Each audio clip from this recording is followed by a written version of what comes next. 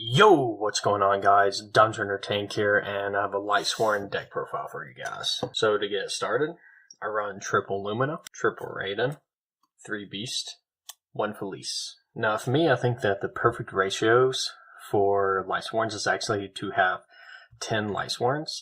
So some builds, you may actually take out the Luminas, so you have 3 Felice instead, and you can run other Lightsworns, but really and truly, these are the only really good Lightsworns that you actually want to run.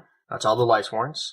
And also another reason to have 10 is because I find that if you have less than 10, you end up opening up a bunch of solar recharges and you just don't have any Lightsworns to actually pitch.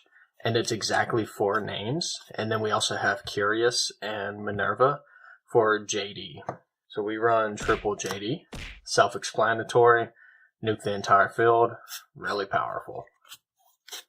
Also run a performer page engine. So hat trickers and everything are really good for linking up also.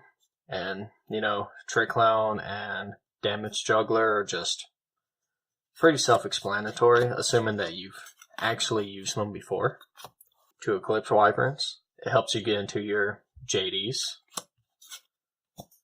We have 3 Snow. And a Giant Rex. So, use Snow, banish Giant Rex, special summon Giant Rex, free rank 4, banish Wyvern, add JD to your hand. So you can actually plus really hard. And you can also link, so you can go into Nightmare Goblin. Yeah, actually it's Cerberus with some other links if you want, and they'll be connected. So you can nuke the field with JD, and your link monsters will stay on the field. So it can be pretty strong. So hand traps, triple Ogre, Gamma, Driver.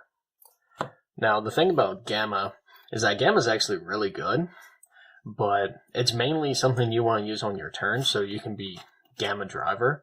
Because if you don't, they'll both be banished, and when they're banished, you can't use Driver, so these will be dead. And also, you can't have any monsters on the field.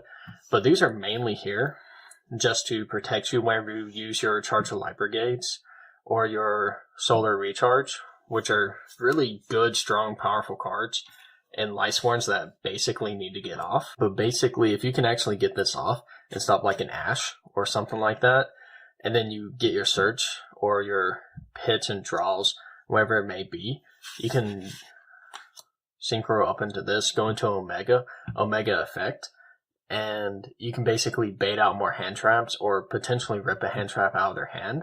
So you can stop like an Effect Veiler or a Ghost Ogre with that, or bait it out.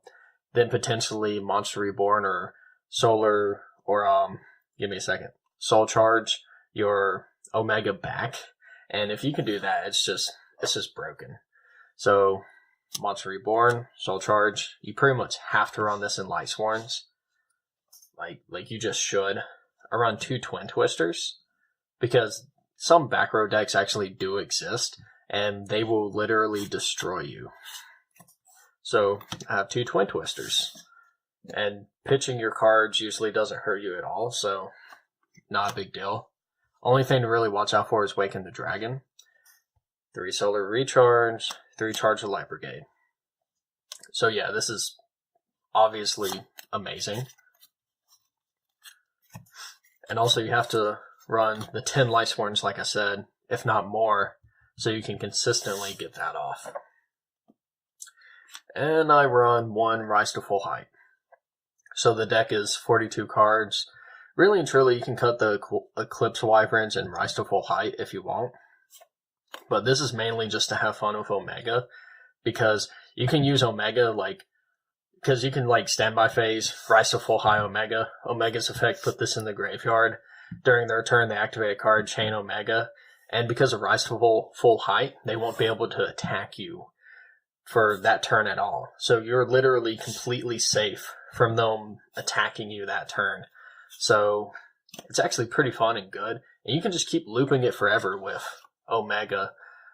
It's something that I'm actually slightly considering putting in the side deck. So, yeah. And you could potentially cut this and a couple other cards to throw in more hand traps. And instead of Ogre, you can run Ashes if you want. I just don't have Ashes or Drolls. But Ogre and Gamma seem to work pretty well. So if you have more expensive cards and everything, you might want to take Rise to Full Hideout and everything. But otherwise, this is like a really fun like card to use at locals. Like it's really fun when you get it off. And you can also send it with Curious, which is also cool. So onto the links. Undercloak, Nightmare Goblin, Cerberus, Phoenix, Wizard, Curious, Topologic. So I rarely use Phoenix. I usually just use Cerberus. Like this is what happens a lot. I'll have something like Curious on the field, Cerberus, Trigate Wizard, Nightmare Goblin, and at some point I'll probably link Curious off and have a field like this. Now I can't make this field all the time, but I occasionally can, and it's actually pretty good when you can. Now, I actually brought in Topologic Bomber Dragon, and it actually somewhat works with this because you have Cerberus. So Cerberus will protect all your linked monsters, so he won't keep blowing them up and whatnot. But at the same time, and also with Curious, you use Curious plus some other monster, and you can make Topologic, which I would actually run like Borreload and potentially Sarauja, Skulldread, or however you pronounce it, but I just don't have those cards. But I do have Topologic, so that's the main reason why I run him. And also have Nightmare Phoenix, and this is the Nightmare that I use the least amount of times. I rarely ever go into it because I usually have a Fairy Tale Snow in the graveyard if I actually am able to make a field like that. Because I usually have to make Curious first in order to actually be able to make the field. So I might already have the Omega plus the Rise to Full High, or have Rise to Full High in the graveyard, or have Fairy Tale Snow in the graveyard. So usually I just never use Phoenix, which would stop them from getting destroyed by battle. So that's all the link monsters. For the Synchros, I just run 2 Omegas and a Michael. So Michael occasionally comes up. I don't run Black Rose because I have Judgment Dragon, so don't really need it. Omegas are amazing, especially with the Gammas.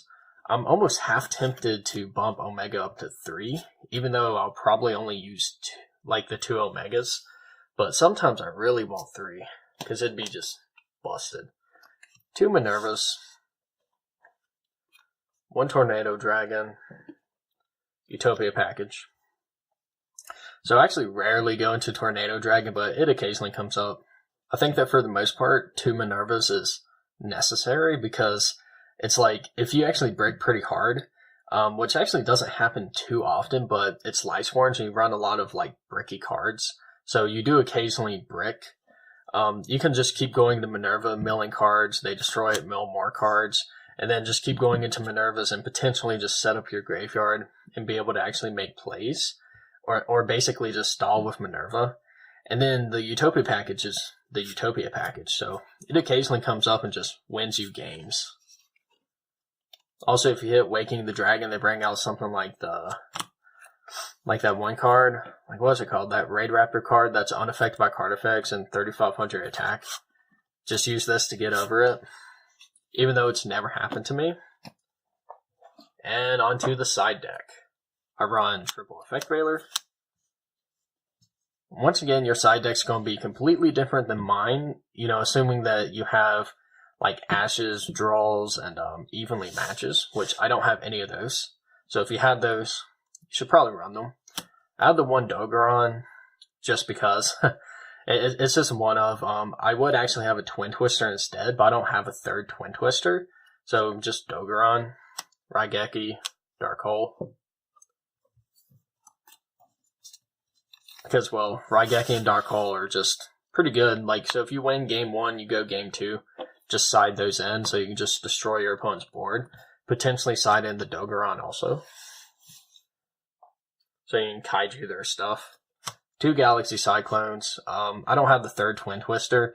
And Galaxy Cyclone actually isn't, too horrible. It's something I've been testing lately haven't been able to like fully test it out. I mainly just have it because it's like people at my locals will run like True Dracos and they have like the 4 skill drains. So I'm like, oh, I'll just put Galaxy Cyclones in the side deck. But I usually do pretty good against True Dracos using this deck because of the Ogres and the Twin Twisters, and even Gamma comes up against Dracos because they do that annoying, like, whenever you activate anything, they're like, oh, I'd chain this. So you'll just be like, oh, Gamma, no more True Draco monster. Triple Call by the Grave. So basically, if you go up against a deck that has a lot of hand traps and whatnot, and also Call by the Grave in a way is kind of like having a Reaper, like a Ghost Reaper, because you go up against something like Totally Awesome, or you go up against ABCs, you just Call by the Grave, they're ABC, or they're Totally Awesome. So Call by the Grave is pretty good. So pretty much with the Gammas and Call by the Graves in the side deck, you can prevent yourself from getting destroyed by hand traps. And then I run Triple Anti-Spell and Imperial Order, pretty much for Sky Strikers and spell heavy decks. So guys, that wraps up the deck. Let me know what you think about it. It's pretty good. I actually didn't really talk about Curious at all, but basically Curious is pretty amazing because you summon him, you can use his effects in any card from your deck to the graveyard. So you can send a Snow if you don't have a Snow in there yet, send a Felice, special summon Felice, whatever it may be. And when he's destroyed, actually whenever he leaves the field, so they can bounce him back to your hand and you'll still get his effect off. And you can basically just add a JD to your hand, add one of your spells to your hand, and you're basically good to go. So yeah, that's the deck profile, guys. Let me know what you think. Dungeon Runner Tank, signing out.